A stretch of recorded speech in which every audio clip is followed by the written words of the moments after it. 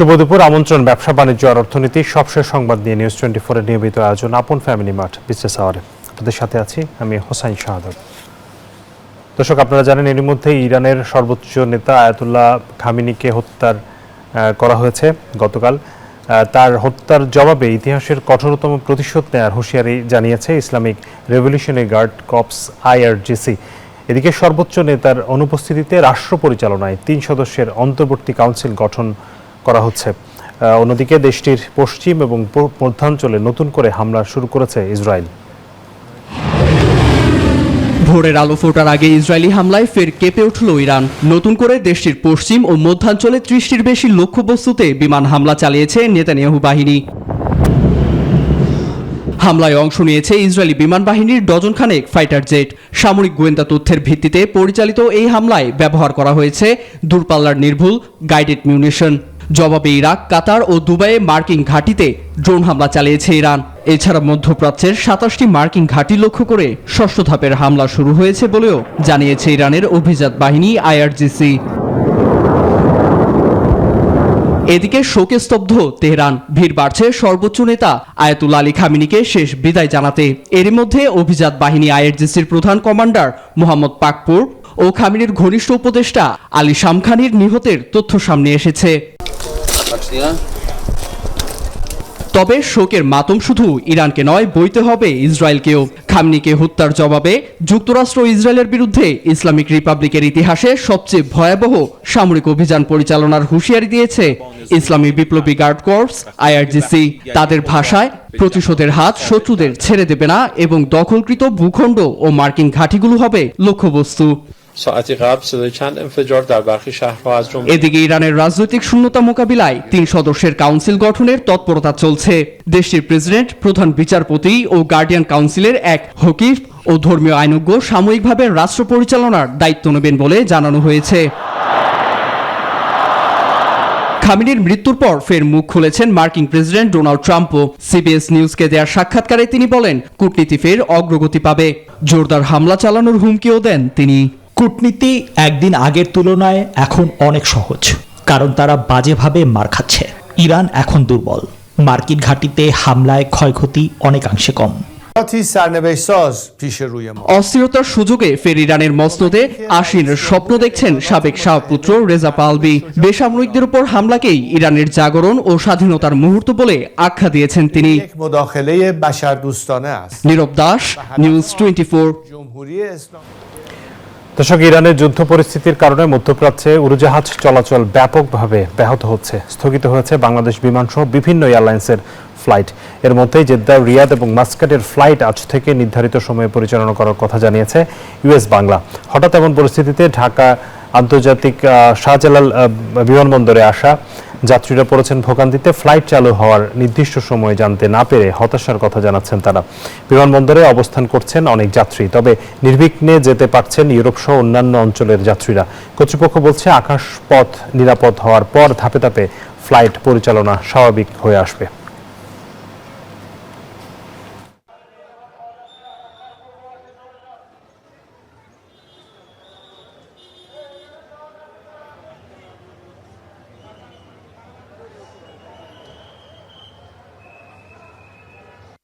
এটা শুনছিলাম যে যুদ্ধ চলতেছে ওই জায়গায়, সৌদি আরব কিছুটা হইতেছে এমন শুনছিলাম। আমার টাকা পয়সা করতে হবে, আমার ভিসা ক্যান্সেল হয়ে যেতে পারে, কারণ আমার ছুটির মেয়াদ আছে 7 দিন। আমার ফ্লাইট ছিল ভোর 5টায়। ট্রাভেলস থেকে এখনো জানানো যে এটা কখন শুরু হবে। দর্শক, আজকে আমরা আলোচনা করতে চাই ইরান যুদ্ধ এবং বিশ্ব অর্থনীতি। এই প্রসঙ্গে আমাদের সাথে যুক্ত হয়েছেন ব্রিগেডিয়ার জেনারেল অবসরপ্রাপ্ত শামীম কামাল, নিরাপত্তা এবং ভূ রাজনীতি বিশ্লেষক। জনাব শামীম কামাল, আপনাকে স্বাগত জানাচ্ছি বিজনেস আওয়ারের আজকের আয়োজনে। আপনার কাছ থেকে শুরুতেই জানতে চাইবো যে আমরা অবশ্যই এর অর্থনৈতিক প্রভাব কি সেটা নিয়ে জানতে চাইবো, তবে তার আগে আপনার কাছ থেকে এটি জানতে চাই যে এই মুহূর্তে যুদ্ধের যে পরিস্থিতি সেটি কত দূর গড়াতে পারে বলে আপনার কাছে মনে হচ্ছে, যেহেতু ইরানের সর্বোচ্চ নেতা সহ তাদের নিরাপত্তা বা সরকারের অনেকেই নিহত হয়েছে এর মধ্যে। এই যুদ্ধের ভবিষ্যৎ কি দেখছেন? আপনাকে ধন্যবাদ। আমি খুব একটা স্পষ্ট আপনাকে শুনতে পাইনি, তবে যতটুকু বুঝতে পারছি যে এই ইসরায়েল বা ইউএস ইসরায়েলের যে যৌথ আক্রমণ ইরানে হচ্ছে, এবং তার পরিপ্রেক্ষিতে ভবিষ্যৎ কি রকম যুদ্ধের গতি প্রকৃতি কোন দিকে যেতে পারে সেরকম একটা প্রশ্ন বোধহয় করতে চাচ্ছেন, তাই তো বিষয়টা? জি জি জি, আমি মনে করি যে এই যুদ্ধটা খুবই কমপ্লেক্স আকার ধারণ করবে। এটা গত জুলাই যে যুদ্ধটা হয়েছিল তার থেকে এটা লম্বা সময় ধরে প্রলম্বিত হবে।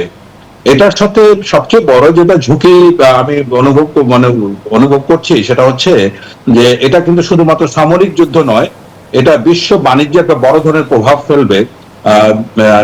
কেননা হরমুজ প্রণালীতে অলরেডি ইরান ব্লকেট দিয়েছে। এটা ইরানের সবচেয়ে সর্বোচ্চ অস্ত্র যা তারা ব্যবহার করেছে, এবং এই ইউএস এবং ইসরায়েলের যৌথ আক্রমণের পরে ইরান যেটা ঘোষণা করেছে সেটা হচ্ছে মধ্যপ্রাচ্য ব্যাপী সকল ইউএস এবং ইসরায়েল ব্যক্তি, বস্তু, প্রতিষ্ঠান এবং স্থাপনা সবকিছুই তাদের বৈধ সামরিক টার্গেট, লক্ষ্যবস্তু হিসাবে তারা চিহ্নিত করেছে। তো এর ফলে যেটা হবে, আপনারা দেখুন এই গত মে মাসে ডোনাল্ড ট্রাম্প মিডল ইস্টে গিয়ে যে কথা বলেছিলেন যে মধ্যপ্রাচ্যে ইউএস পলিসিকে পরিবর্তন করতে চান রেজিম পরিবর্তনের মাধ্যমে, এবং আজকের এই যুদ্ধে অংশগ্রহণ করে মূলত ডোনাল্ড ট্রাম্প তার নীতির সাথে স্ববিরোধী আচরণই করলেন। এই যুদ্ধে সবচেয়ে বেশি লাভবান হলো ইসরায়েল। এটা কি ইউএস এর জন্য কি ধরনের যুদ্ধ ছিল? এটা war of choice, war of necessity? এটা অবশ্যই এটা ওয়ার অফ চয়েস ছিল, যেটাকে অ্যাভয়েড করতে পারতেন ডোনাল্ড ট্রাম্প। কিন্তু এখানে যেটা ভয়াবহ রূপ নেবে যে বিশ্ব বাণিজ্য এবং বিশেষ করে জ্বালানি সরবরাহের ক্ষেত্রে হরমুজ প্রণালী দিয়ে আপনি জানেন প্রায় 1/3 জ্বালানি পরিবাহিত হয়। এখানে শুধু ইরান নয়, মিডল ইস্টে যত দেশ আছে আপনার বাহরাইন, কুয়েত, ইউএই, সৌদি আরব, সব দেশ কিন্তু এই হরমুজ প্রণালী দিয়ে তাদের জ্বালানিকে পরিবাহিত করে থাকে। এবং ইরানের যে জ্বালানি শক্তি তার সবচেয়ে বেশি মানে সুবিধা নেয় চীন, এবং সবচেয়ে বেশি এফেক্টেড হচ্ছে চীন। তো সবকিছু মিলে এটা যদি আপনার এক মাসের বেশি প্রলম্বিত হয় তাহলে বিশ্ব বাণিজ্যে বড় ধরনের একটা ধস নামবে। তো এটা সার্বিকভাবে দেখা গেল যে আজকে আয়াতুল্লাহ খোমেনিকে হত্যা করা হয়েছে, কিন্তু তার ছেলে মর্তুজা খোমেনি কিন্তু তৎক্ষণাৎ ক্ষমতা নিয়েছে। তো ইরানের রাষ্ট্রীয় ব্যবস্থা এত সুদৃঢ়, 79 আয়াতুল্লাহ খোমেনির সেই বিপ্লবের পরে এত গভীরে এটা প্রথিত, এটাকে মূলোৎপাটন করা সহজ কোনো বিষয় নয়, এবং একাধিকবার চেষ্টা করে কিন্তু ব্যর্থ হয়েছে। এখন ডোনাল্ড ট্রাম্প যে নীতিটা অবলম্বন করেছেন এটাকে ম্যাডম্যান পলিসি বলা হয়। সুতরাং মানে হেওয়াইল বা হুইমজিক্যালি এই ধরনের সিদ্ধান্ত অবশ্যই মার্কিন প্রভাবকে মধ্যপ্রাচ্যে বড় চ্যালেঞ্জের মুখে ফেলবে। আপনারা দেখতে পেয়েছেন এর মধ্যে ইউএইতে, তারপরে বাহরাইনে, ইভেন ফিফথ ফ্লিট যেটা খুবই মানে তাদের মানে গর্বের অংশ, সেই ফিফথ ফ্লিটে পর্যন্ত ইরান আক্রমণ করতে সক্ষম হয়েছে। মোটামুটি এখন পুরো মধ্যপ্রাচ্যকে যুদ্ধে জড়ানোর একটা প্রক্রিয়া চলছে। সুতরাং এই ক্ষেত্রে যদি ব্যাপারটা সর্বাত্মকভাবে ছড়িয়ে পড়ে, এটা কিন্তু আর লিমিটেড ওয়ার নয়, এটা জেনারেল ওয়ারে চলে গেছে। তো সার্বিকভাবে এটা মধ্যপ্রাচ্যের শান্তি তো দূরের কথা, বিশ্ব শান্তির ক্ষেত্রে এটা বড় ধরনের একটা হুমকি হিসেবে কাজ করবে। সুতরাং আমি মনে করি যে এই সময় যদি চীন, রাশিয়া, ফ্রান্স সহ অন্যান্য দেশগুলি খুব শক্ত অবস্থানে না যায় বা বোঝাতে সক্ষম না হয়, তাহলে সামনে খুবই ভয়াবহ পরিস্থিতি অপেক্ষা করছে বলে আমি ধারণা করছি। হ্যাঁ জি, আপনি মোটামুটি স্পষ্ট করেছেন, কিন্তু এই যে আপনি বলছেন যে এটি আসলে দীর্ঘমেয়াদী যুদ্ধ হতে পারে, সেই জায়গাটাতে চীন, রাশিয়া এইখানে আসলে মানে এই যুদ্ধ থামানোর ক্ষেত্রে আসলে কি শক্ত অবস্থান নিতে পারে? তাদের মানে তাদের অবস্থানটা আসলে কি হতে পারে? এখন পর্যন্ত আমরা চীনের একটি স্টেটমেন্ট দেখেছি, তারা বলছে যে এটি আলোচনার মাধ্যমে সমাধান করা বা যুদ্ধবিরতির আহ্বান জানিয়েছেন, কিন্তু এই যুদ্ধ থামানোর যে বাধ্য করা, সেই জায়গাটাতে কি এই দেশগুলোর কোনো ভূমিকা রাখার সুযোগ আছে কিনা? সরি, আমি আসলে শুনতে পাচ্ছি না। আমি আসলে এই ধরনের উত্তর দেওয়া আমার জন্য ডিফিকাল্ট। আমি কিছুই শুনতে পাচ্ছি না, এটা হামিং আওয়াজ হচ্ছে। জি, আপনি কি এখন শুনতে পাচ্ছেন আমাকে? হ্যাঁ হ্যাঁ, বলেন, এখন একটু শুনতে পাচ্ছি। জি, যেটি জানতে চাচ্ছিলাম যে এই যে আপনি চীন রাশিয়াকে বললেন যে শক্ত অবস্থান নেওয়ার সুযোগ রয়েছে, সেই জায়গাটাতে আসলে তারা কি শক্ত অবস্থান নিতে পারে যেটির কারণে যুদ্ধ থামানো বা যুদ্ধবিরতিতে রাজি করানো যেতে পারে ইসরায়েল এবং যুক্তরাষ্ট্রকে? জি, যুদ্ধ থামানোর জন্য এখন সবচেয়ে বেশি গুরুত্বপূর্ণ ভূমিকা তো জাতিসংঘ পালন করতে পারে, কিন্তু জাতিসংঘ তো খুবই অথর্ব ধরনের কথাবার্তা বলে। যতবার যে উদ্যোগগুলো নিয়েছে উদ্যোগগুলো কাজ করতে পারে না। আমরা দেখলাম যে এখানে ওমান একটা বড় দায়িত্ব পালন করেছিল। লাস্ট যে মানে 2টা পর্বের যে রাউন্ড টেবিল তাদের ডিসকাশন করে সেখানে কিন্তু একটা পর্যায়ে পৌঁছে গেছিল। এখন দেখুন এখানে মার্কিন যুক্তরাষ্ট্র যে জায়গাটাতে আমি মনে করি যে কূটনৈতিকভাবে ভুল করেছে, তারা 2টা পয়েন্ট দিয়েছে, যেটা হচ্ছে যে এক হলো গিয়ে তাদের মিসাইল প্রোডাকশন নিয়ে, মিসাইল প্রস্তুত কর্মসূচি নিয়ে আলোচনা করতে চায়, এবং দ্বিতীয়ত হলো মধ্যপ্রাচ্যে যেসব জায়গায় ইরানের সহযোগিতায় প্রক্সি ওয়ার করা হয় এই বিষয়ে আলোচনা করতে চায়। তো ইরান স্পষ্ট এটা না করে দিয়েছে দুটো কারণে, যে তারা বলেছে যে এই বিষয়গুলো আলোচনা করা তাদের সার্বভৌমত্বের সাথে জড়িত। সুতরাং এই প্লিতে ডোনাল্ড ট্রাম্প এই আক্রমণটা করে বসছে। সুতরাং আমি মনে করি যে এখানে ইন্টেনশনটা খুবই ক্লিয়ার। আসলে যে কোনো ভাবে হোক না কেন আপনার এই ইরানি রেজিমকে মূলোৎপাটন করার জন্যই এই উদ্যোগটা নেওয়া হচ্ছে। এবং এখানে দেখুন নেতানিয়াহু স্পষ্টভাবে ডোনাল্ড ট্রাম্পকে ইতিহাসের মহাবীর বা ইতিহাসের মানে সবচেয়ে বড় নেতা হিসেবে স্বীকৃতি দিয়েছেন। একইভাবে ইরানবাসীকে আমন্ত্রণ জানিয়েছে এই সুযোগকে কাজে লাগিয়ে রেজিমকে উৎখাত করার জন্য। সুতরাং এগুলি বোঝাই যাচ্ছে ইন্টেনশনটা সবচেয়ে বড় সুবিধাবাদী সুবিধা ভোগ করবে এখানে ইসরায়েল। তো মধ্যপ্রাচ্যের ক্ষেত্রে শান্তি স্থাপনের ক্ষেত্রে এখন সবচেয়ে বড় ভূমিকা রাখতে পারে মধ্যপ্রাচ্যের যে মুসলিম দেশ আছে, গালফ কান্ট্রি যারা আছে, সৌদি আরব, ইউএই, তারপরে আপনার বাহরাইন, ওমান, কাতার, কুয়েত, এই দেশগুলি কিন্তু এখন খুব শক্তিশালী একটা অবস্থানে যেতে হবে। তারা যদি মার্কিন যুক্তরাষ্ট্রকে বোঝাতে সক্ষম হয় যে ইরানের এই বিষয়টা ইরানের মধ্যে সীমিত থাকা উচিত, এখন সে দেশগুলি আক্রান্ত হচ্ছে। সুতরাং সেক্ষেত্রে তারা যদি মার্কিন যুক্তরাষ্ট্রকে চাপ তৈরি করে তবেই কিন্তু একটা মার্কিন যুক্তরাষ্ট্র হয়তো বা এখান থেকে ফিরে আসতে পারে। বা তারা যদি এটা কোনোভাবে, যেমন গতকালকে ইউএই বোধহয় রিটালিয়েট করার ঘোষণা দিয়েছে, বা তারা যদি প্রকারান্তরে যুদ্ধে জড়িত হয়ে যায় তাহলে কিন্তু যুদ্ধের এসকালেশন হবে এবং এটা আরো পরিণতি খুব খারাপের দিকে যাবে। এই বাদে আপনি চীন অবশ্যই একটা বড় ভূমিকা রাখতে পারে, যেহেতু জ্বালানি সুবিধার সবচেয়ে বেশি সুবিধা ভোগ করে চীন। তাছাড়া রাশিয়া এবং ফ্রান্স, এমনকি United Kingdom already UK prime minister Starmer এ ব্যাপারে উদ্যোগ নিয়েছেন। তো সর্বসাকুল্যে এটা এখন জাতিসংঘে খুব দ্রুত গতিতে আনা উচিত, নিরাপত্তা পরিষদে এটা নিয়ে আলোচনা হওয়া উচিত এবং খুব দ্রুত পদক্ষেপ নেওয়া উচিত। কারণ এটার কারণে পুরো বিশ্ব, বাংলাদেশের মতো ছোট ছোট দেশগুলি অনেকভাবে ক্ষতিগ্রস্ত হবে। আমি উদাহরণ দিয়ে বলি যে বাংলাদেশে যেমন আমাদের রিফাইনারিতে 17 থেকে 20 দিনের আমরা ফুয়েল আমরা রিজার্ভ রাখতে পারি। তো যদি এটা যুদ্ধ 15-20 দিন অতিক্রান্ত করে যায় তাহলে আমাদের তো মজুদ শেষ হয়ে যাবে। এবং এখন যে কোনো ধরনের হরমুজ দিয়ে যে কোনো ধরনের জ্বালানি পরিবহন মানে ব্যয় 3 থেকে 4 গুণ বেড়ে যাবে। ঝুঁকি তো আছে, অনেক ধরনের ঝুঁকি আছে। তো সবকিছু মিলে পুরো বিশ্ব অর্থনৈতিক ব্যবস্থায় একটা মারাত্মক একটা ঝাঁকুনি দিবে। সুতরাং এখন সর্বসাকুল্যে সকলকে এগিয়ে আসতে হবে যে করে হোক এই যুদ্ধটাকে যেন প্রশমিত করা যাবে, থামানো যায়। জি, জনাব শামীম, একটু ছোট করে জানতে চাইবো, আপনাকে শুনতে পাচ্ছেন এখন পরিষ্কার? এখন অনেকটা। জি, এই মুহূর্তে আসলে বাংলাদেশের জায়গাটাতে আসলে কি করণীয় আছে? বাংলাদেশ আসলে অনেকভাবে মধ্যপ্রাচ্যের উপর ডিপেন্ডেন্ট। আপনি জ্বালানি তেলের কথা বলছেন, আমরা রেমিটেন্সের একটা বড় অংশ কিন্তু মধ্যপ্রাচ্য থেকে আসে, মানে অলমোস্ট সিংহভাগই মধ্যপ্রাচ্য থেকে আসে। সেখানে আমাদের কর্মীরা রয়েছেন। সবকিছু মিলিয়ে এই মুহূর্তে আসলে বাংলাদেশের জায়গাটাতে আসলে ঝুঁকিটা কেমন এবং কি করণীয় আছে? জি, বাংলাদেশের পক্ষে এখন যেটা মানে ওই যে গরিবের যখন কিছুই থাকে না তখন দোয়া দরুদ করাই একমাত্র পন্থা থাকে। তবে এখানে আমি বলি জাতীয় পর্যায়ে আমাদের প্রত্যক্ষভাবে কোনো কিছু করা সম্ভব নয়। তো পরোক্ষভাবে যেটা করা যেতে পারে, মিডল ইস্ট কান্ট্রি যারা আছে তাদেরকে বাংলাদেশ আবেদন জানাতে পারে 2টা পয়েন্টে। এক হচ্ছে তারা তো জ্বালানি সরবরাহ করে, তারা তো ব্যবসা বাণিজ্য করছে।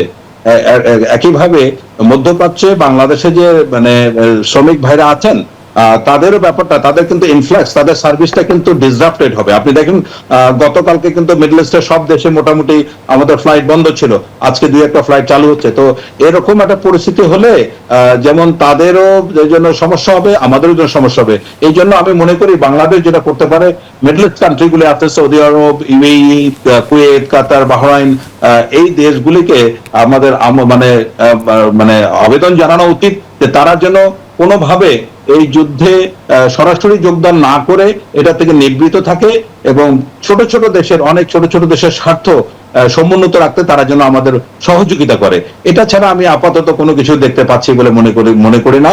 এবং অবশ্যই রাষ্ট্রীয়ভাবে তো এটা ডিপ্লোম্যাটিক ভাবে এটার জানানো উচিত, এটা যাতে যুদ্ধটা প্রশমিত করানো যায় বা তাড়াতাড়ি শেষ করা যায় সেরকমটা আবেদন জাতিসংঘ সহ সংশ্লিষ্ট সব জায়গায় বাংলাদেশ আবেদন করতেই পারে।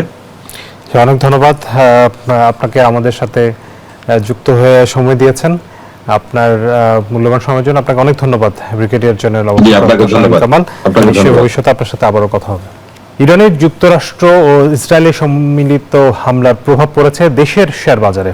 রোববার সপ্তাহের প্রথম কার্যদিবসে লেনদেনের শুরুতেই ঢাকা স্টক এক্সচেঞ্জের প্রধান সূচক ডিএসসিতে বড় পতন হয়। দিনের প্রথম 34 মিনিটে ডিএসসির প্রধান সূচক ডিএসসি এক্স কমেছে 149.32 পয়েন্ট। একই সময়ে ডিএসসি এস কমেছে, অর্থাৎ শরিয়া ভিত্তিক যেই সূচক সেটি কমেছে 27 পয়েন্টের বেশি।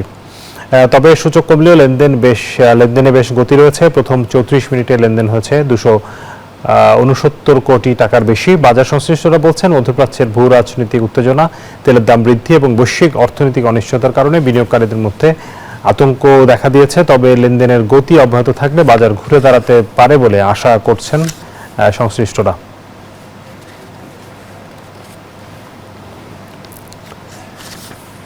দর্শক, পুঁজিবাজার লেনদেন চলছে। এই মুহূর্তের সবশেষ লেনদেন পরিস্থিতি আমরা একটু দেখে নিতে চাই। ঢাকা স্টক এক্সচেঞ্জের ওয়েবসাইট থেকে আমরা দেখতে চাই। এখনো কিন্তু বেশ বড় ধরনের পতনই বলতে হবে। 129 পয়েন্ট কমেছে ডিএসসি এক্স ইন্ডেক্স, 5470 অবস্থান করছে। ডিএসসি শরিয়া ইন্ডেক্স এবং ডিএস 30 বেশ খানিকটা কমেছে, 50 পয়েন্টের বেশি কমেছে। তবে লেনদেনে বেশ গতি আছে, দেখা যাচ্ছে 666 কোটি টাকা এখন পর্যন্ত লেনদেন হয়েছে। লেনদেনে অংশ নেওয়া কোম্পানিগুলোর মধ্যে 248টি কোম্পানির দর কিন্তু কমেছে, অর্থাৎ প্রায় সবগুলোই বলা যেতে পারে। দর্শক, আমরা শেয়ার বাজারের এই পরিস্থিতি নিয়ে আমরা একটু কথা বলতে চাই। আমাদের সাথে যুক্ত হয়েছেন ডিবিএ ব্রোকার্স অ্যাসোসিয়েশনের প্রেসিডেন্ট সাইফুল ইসলাম। জনাব সাইফুল ইসলাম, স্বাগত জানাচ্ছি আপনাকে। এই যে ধাক্কাটা লাগলো, পুঁজিবাজারে, এটা তো হওয়ারই কথা ছিল, তাই কিনা? আপনার যুদ্ধ অবস্থায় এই যে প্যানিকটা হয়েছে সেটা কিছুটা হবে, সেটার ব্যাপারে আমাদের একটা আইডিয়া ছিল, কিন্তু ধরেন যে এক্সটেন্টে হয়েছে সেটা তো আনএক্সপেক্টেড। বিকজ আপনার যুদ্ধটা শুরু হয়েছে যেখানে বাংলাদেশ কোনোভাবেই ডিরেক্টলি অর ইনডিরেক্টলি ইনভলভ না, এবং ইমিডিয়েট ফিউচারে আমরা যুদ্ধের কনসিকুয়েন্সটা আসছে না। হ্যাঁ, যুদ্ধটা যদি প্রলং করে তখন হয়তো আমাদের একটা চিন্তার বিষয়, বাট আজকে প্যানিকটা আমার মনে হচ্ছে যে একটু ওভার রিয়াকশন। এটা এতটা হওয়ার কথা ছিল না। But the good thing is that আপনি দেখেছেন যে মর্নিং সেশন থেকে আমরা যখন মিড ডে সেশন আসি তখন মোটামুটি ভাবে প্রায় 100 পয়েন্ট আমরা রিকভার করে ফেলেছি। And the good thing is that we still have the volume in the market. তার মানে হচ্ছে যে বায়ার আছে, অবশ্যই প্যানিক্সের কিছু সেলার আছে, but good thing is that buyer আছে। আমরা আশা করি যে একদিন দুদিনের মধ্যে এই ব্যাপারটা আমরা কাটিয়ে উঠতে পারবো। এইটা একটু বুঝতে চাই আপনার কাছ থেকে। পুঁজিবাজারে এই যে ভলিউমটা বেশ ভালো আমরা দেখতে পাচ্ছি, লেনদেন হচ্ছে, আপনি বলছেন যে বায়ার আছে, অন্যদিকে সূচক কমছে, এই মেকানিজমটা একটু বুঝতে চাই আর কি। আপনার সাধারণত যেটা হয় যে ইন্ডেক্সে যখন ম্যাসিভ আপনার ফল আসে, তো তখন আপনার এই যে out of over reaction, out of একটা প্যানিকিং সিচুয়েশন, এটা আসে mostly from the retail investors, যারা অ্যাসেস করতে হয়তো পারেন না যে আসলে আপনার যে সমস্যাটা আমরা দেখতে পাচ্ছি সেই সমস্যাটার ব্যাপ্তিটা কতটুকু, এটা কতটুকু পর্যন্ত যেতে পারে, কত তাড়াতাড়ি রিকভার হবে। আর যারা আপনার আজকে যারা মনে করছে যে না, এটা আমরা বাংলাদেশ কোনোভাবেই এটার সাথে জড়িত না, অফকোর্স লং টার্ম যদি চিন্তা করেন হয়তো বা আমরা এফেক্টেড হব, যেহেতু আমাদের এনার্জি ডিপেন্ডেন্সি আছে, আমরা মিডল ইস্টার্ন কান্ট্রিজ, আমাদের রেমিটেন্স আছে। বাট এই যুদ্ধটা খুব একটা বেশি প্রলং করবে না, কারণ ইরানের যে নেতা, প্রধান ধর্মীয় নেতা, উনি was the first target of the, আমরা যেটা বুঝতে পেরেছি, of the US and Israel. উনি হি হ্যাজ বিন কিলড। যার দরুন আমরা আশা করি যে এই আপনার রিটালিয়েশন যেটা হয়েছে on the Middle Eastern countries by Iran, সেটাও হয়তো কমে আসবে, কারণ দিনের শেষে দে আর অল টুগেদার। আজকের প্যানিকটা যেটা বলছি যে রিটেল ড্রিভেন প্যানিক, আর এট দ্য সেম টাইম আমরা দেখতে পাচ্ছি যে high net worth individual and the institution investor যারা বিশ্বাস করে যে this will not continue for too long, ওনারা দে আর বাইং। এটা বিপরীতমুখী চরিত্র, এবং এই কারণে আমরা সবসময় বলি যে এই মার্কেটটাকে ইনস্টিটিউশনাল ইনভেস্টর বেস মার্কেট আমরা যতদিন না করি ততদিন পর্যন্ত এই ধরনের আপনার সাডেন শক নেওয়ার মতো ক্যাপাসিটি বিল্ড হচ্ছে না আমাদের। আপনি বলছেন যে আসলে খুব বেশি দীর্ঘায়িত হয়তো নাও হতে পারে, কিন্তু ইরানের যে শক্ত অবস্থান এখন পর্যন্ত আমরা দেখতে পাচ্ছি যে আয়াতুল্লাহ খামেনি মারা যাওয়ার পরে তার ছেলে ক্ষমতা নিয়েছে এবং তারা বলছে যে তারা এর জবাব দিতে থাকবে, এবং এখন পর্যন্ত আসলে যুদ্ধবিরতির কোনো ধরনের আলামতও আমরা দেখতে পাচ্ছি না। সেই জায়গাটাতে যদি দীর্ঘমেয়াদী হয় সেক্ষেত্রে কি আমাদের পুঁজিবাজারের যে শকটা বলছেন এটা কি মানে এবং তেলের দামে আমরা দেখতে পাচ্ছি একটা বড় ধরনের প্রভাব পড়ছে, এবং হরমুজ প্রণালী বন্ধ হয়ে গেছে, সেক্ষেত্রে আমাদের সামনের দিনে জ্বালানির কি অবস্থা হবে সেটা নিয়েও একটা অনিশ্চয়তা আছে, রেমিটেন্সের উপর একটা প্রভাব পড়তে পারে। সবকিছু মিলিয়ে আপনার কাছে কি মনে হয় যদি দীর্ঘমেয়াদী হয় সেক্ষেত্রে প্রভাবটা কি হতে পারে?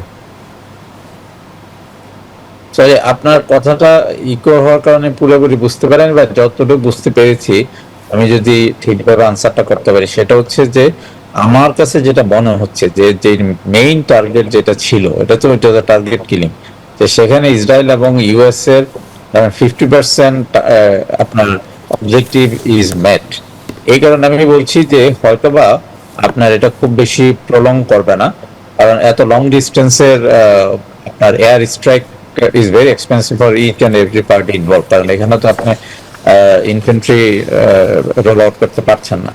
আর ইরানের যে রিটালিয়েশন সেটা তো ইমিডিয়েট রিটালিয়েশন অন দ্য মানে actually targeted on the US based in the Middle Eastern countries, but আমরা দেখেছি যে এই অ্যাটাকগুলো হয়েছে সেগুলি দুই একটা জায়গায় আপনার কমন পাবলিক এরিয়াতে হয়েছে, বাট এগুলি আই এম শিওর দ্যাট এই আপনার ডিপ্লোম্যাটিক চ্যানেলে কথা হচ্ছে, এগুলি কন্টিনিউ করার মতো আসলে difficult. So for all parties they will come together and they will come to a consensus যে এটা খুব বেশি প্রলং করা যাবে না। বাট আপনি যেটা মানে আপনার অন্য যে ব্যাপারটা ছিল রেমিটেন্স, আমরা it is a matter of concern যে আমাদের যেহেতু মেইন রেমিটেন্সটা আসছে ফ্রম মিডল ইস্টার্ন কান্ট্রিজ, তার চেয়েও বেশি যেটা আমাদের জন্য জানা দরকার সেটা হচ্ছে যে আমাদের যে energy dependency on middle eastern country, সেদিক থেকে এটা যদি প্রলং করে of course will be Wars sufferer. But আমরা আশা করছি, হ্যাঁ, আমরা তো হোপ এগেইনস্ট হোপ, আমাদেরকে বিশ্বাস করতে হবে যে এটা সামহাও ওয়ান ওয়ে আনাদার এটা খুব শীঘ্রই একটা আপনার আমরা আশা মানে রেজুলেশন দেখতে পারবো যে it will be muted, or at least other Middle Eastern countries like say Bahrain, Qatar, UAE and Saudi Arab will be out of the war. দর্শক, এই মুহূর্তে আমরা আমাদের নিয়মিত আয়োজন পত্রিকার শিরোনামগুলো দেখে নিতে চাই বাণিজ্য বিষয়ক। আমার হাতে আজকে যেই সংবাদগুলো আছে বেশিরভাগই আসলে ইরান যুদ্ধ কেন্দ্রিক সংবাদই করেছে সবাই। ইরান যুদ্ধের প্রভাব আসলে কি পড়তে পারে, শুরুতেই রয়েছে দৈনিক সমকাল। দৈনিক সমকাল বলছে যে এলএনজিতে বড় সংকটের আশঙ্কা, সংঘাত দীর্ঘায়িত হলে বাংলাদেশের তিন ঝুঁকির মধ্যে তারা বলছে যে মূল্যস্ফীতি বাড়বে, পণ্যের দাম বাড়বে, এবং সরকারের সাথে যে চুক্তি রয়েছে মুক্ত দরপত্রের মাধ্যমে নির্ধারিত সময় পর্যন্ত পরিশোধের, অর্থাৎ জ্বালানি তেলের মূল্য পরিশোধের, সেই জায়গাটাতে বিকল্প রোড ব্যবহারের প্রস্তুতি কি হতে পারে সেটি নিয়ে তারা কথা বলেছে। তারা বলছে যে পরিস্থিতি দীর্ঘায়িত হলে আন্তর্জাতিক দামের ঊর্ধ্বগতি, আমদানি ব্যয় বৃদ্ধি এবং বৈদেশিক মুদ্রা রিজার্ভের চাপ পড়তে পারে। এই তিনটি ঝুঁকি বড় হতে পারে। তারা বলছে, বিবিসি জানিয়েছে চীন, মালয়েশিয়া, ইন্দোনেশিয়া এবং সিঙ্গাপুর থেকে পরিশোধিত জ্বালানি আমদানি অব্যাহত রয়েছে। অপরিশোধিত তেল আসছে সৌদি আরব এবং সংযুক্ত আরব আমিরাত থেকে। অতীতে এমন চালান মূলত হরমুজ প্রণালী হয়ে এলেও এখন বিকল্প সরবরাহ কেন্দ্র হিসেবে ফুজাইরা টার্মিনাল ব্যবহারের সুযোগ তৈরি রাখা হয়েছে। বছরে বিকল্প রুটে আনার প্রস্তুতি রয়েছে 14 থেকে 15 লাখ টন অপরিশোধিত তেল। তারা আরেকটি কথা বলেছে যে ব্যারেল প্রতি সেঞ্চুরি হলে ব্যারেল প্রতি অর্থাৎ তেলের যে এখন বর্তমান বিশ্ববাজারের দাম $61 তা বেড়ে $100 হয়তো পেরিয়ে যেতে পারে এমনটা আশঙ্কা করা হচ্ছে। বিজনেস স্ট্যান্ডার্ডের শিরোনামটি দেখতে চাই। তারা বলেছে বেসরকারি খাতের ঋণ প্রবৃদ্ধি কমে এ যাবৎকালে সর্বনিম্ন 6%। বাংলাদেশ ব্যাংকের সর্বশেষ তথ্য অনুযায়ী ডিসেম্বরের 6.1% থেকে জানুয়ারিতে ঋণ প্রবৃদ্ধি আরও কমেছে। এটি আসলে দীর্ঘদিনের রাজনৈতিক অস্থিরতা, উচ্চ সুদের হারের কারণে জানুয়ারিতে বেসরকারি ঋণ প্রবৃদ্ধি এটি আসলে কমছিল, সেটি কমতে কমতে ধারাবাহিকভাবে সবচেয়ে বেশি এখন পর্যন্ত এর কম আসলে কখনো হয়নি। নতুন সরকার দায়িত্ব নেওয়ার পরে আশা করা হচ্ছে যে হয়তোবা সামনে এটি বাড়তে পারে, তবে আবারও এই যে নতুন করে যুদ্ধ এটি কিন্তু নতুন শঙ্কা তৈরি করেছে বাংলাদেশের অর্থনীতিতে। পরের সংবাদটি দৈনিক প্রথম আলো, তারা বলছে ইরানে যুক্তরাষ্ট্র ইসরায়েল হামলা বিশ্ববাজারে যে প্রভাব পড়তে পারে, বিশ্ববাজারে কি কি প্রভাব পড়তে পারে তার একটি রিপোর্ট তারা করছে যে তেলের দামের কথা সবচেয়ে বেশি আসছে, পুঁজিবাজারে দরপতনের কথা আসছে, এবং বাংলাদেশের জন্য যেটি আসলে আরও একটি খারাপ খবর সেটি হচ্ছে আশঙ্কা, সেটি হচ্ছে বাংলাদেশের রেমিটেন্সের উপর বড় প্রভাব পড়তে পারে। পরের সংবাদটি বণিক বার্তা, তারা বলছে কাতার, আরব আমিরাত, বাহরাইন, কুয়েত এবং সৌদি আরবে বিস্ফোরণ। বিস্ফোরণ বলতে আসলে হামলা হয়েছে, সেই কারণে জ্বালানি সংকটে পড়তে পারে বাংলাদেশ। সবাই আসলে মোটামুটি এই ইরান যুদ্ধের প্রভাব নিয়ে আসলে রিপোর্টগুলো হয়েছে, বেশিরভাগ পত্রিকা সেই রিপোর্টগুলো করছে। চলে যাচ্ছি মুদ্রা, স্বর্ণ এবং রূপার বাজারের দরদাম জানতে। শুরুতেই মুদ্রা বাজার পরিস্থিতি। মার্কিন ডলার আজকের কেনা বেচা হচ্ছে 122 টাকায় কেনা হচ্ছে, 123-এ বিক্রি করা হচ্ছে। ইউরো 140 টাকায় কিনে 145 টাকায় বিক্রি হচ্ছে। পাউন্ডের কেনা দর 160, বিক্রয় 166। চীনা ইউয়ান কেনা হচ্ছে 16 টাকায়, বিক্রয় 18 টাকা। সৌদি রিয়াল 32 টাকা 20 পয়সা কিনে 33 টাকা 20 পয়সা বিক্রি করা হচ্ছে, এবং ভারতীয় রুপি কেনা হচ্ছে 1 টাকা 25 পয়সা, বিক্রয় 1 টাকা 45 পয়সা। সোনার দরদাম জানাবো। সোনার দাম আসলে এমনিতেই বাড়ছিল, এই অস্থির পরিস্থিতিতে হয়তো আরও প্রভাব পড়তে পারে, সেটি দেখার বিষয়। এই মুহূর্তে বিক্রি হচ্ছে দেশের বাজারে 22 ক্যারেট সোনা প্রতি ভরি 2,68,680 টাকা। 21 ক্যারেটের দাম পড়ছে 2,56,433 টাকা। 18 ক্যারেট 2,19,808, এবং সনাতন বা পুরনো স্বর্ণ বিক্রি হচ্ছে প্রতি গ্রাম 15,420 এবং প্রতি ভরি 1,79,859 টাকায়। রূপার দরদাম জানাবো। রূপার দামেও পরিবর্তন এসছে, আমরা দেখতে পাচ্ছি প্রতি গ্রাম 600 টাকায় বিক্রি হচ্ছে 22 ক্যারেট রূপা, ভরিতে 6,998 টাকা, প্রায় 7,000 টাকা। 21 ক্যারেটের দাম 6,707, 18 ক্যারেট 5,715, এবং সনাতন রূপা বিক্রি হচ্ছে 4,316 টাকায়।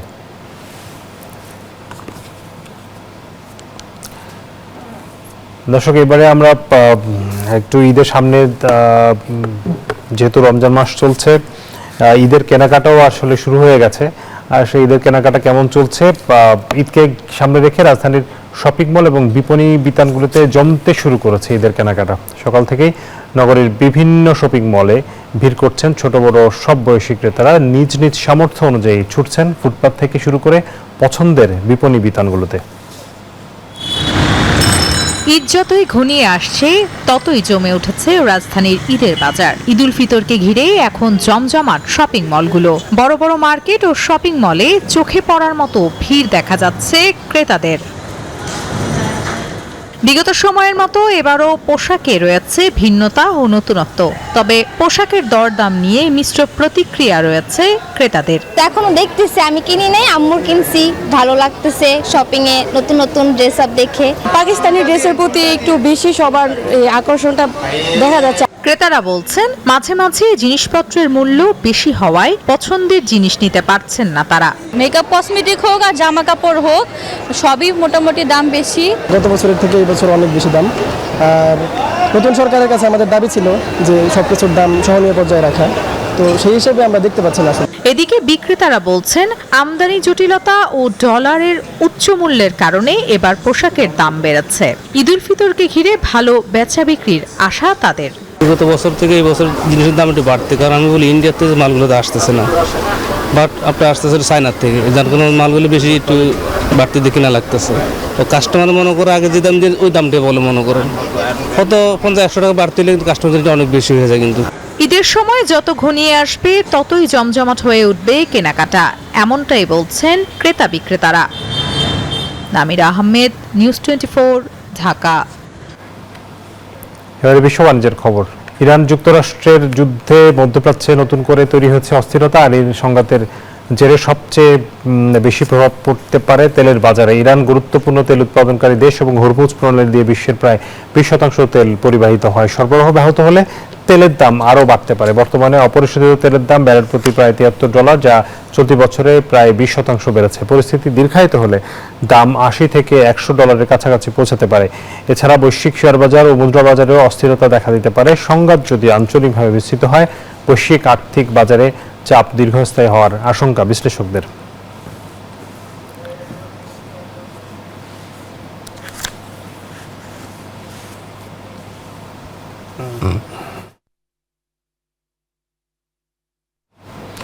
এই ছিল আপন ফ্যামিলি মার্ট বিজনেস আওয়ারের আজকের আয়োজনে। সাথে থাকার জন্য ধন্যবাদ সবাইকে।